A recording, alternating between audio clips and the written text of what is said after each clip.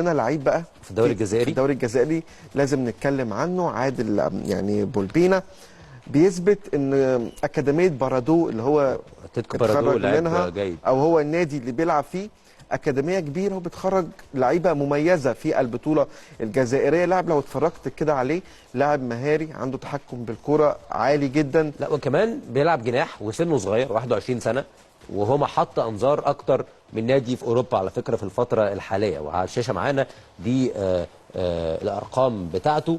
لعب 11 لقاء، سجل 10 اهداف وصنع هدف، يعني ساهم في 11 هدف في 11 ماتش. بص ده لاعب رقم عالمي، لاعب يقدر مؤثر في كل لقاء، وحتى لما تيجي تتفرج عليه كده هو لاعب ممتع، والكرة معاه تحس ان انت مش عايز الكرة تسيب رجله. واعتقد يعني ان اكاديمية بارادو نجحت في السنوات الاخيره ان هي تطلع اكتر من لعيب افاد كره القدم الجزائريه. طبعا واحد من ابرزهم يوسف عطال، واعتقد كمان عادل بولبينا في الفتره القادمه هيكون واحد من نجوم المنتخب الجزائري. واكيد الخطوه اللي جايه له هتكون اوروبا، مفيش بقى خطوه ان هو يتنقل في منطقه الشرق الاوسط، لان المبالغ المطلوبه فيه ارقام كبيره جدا.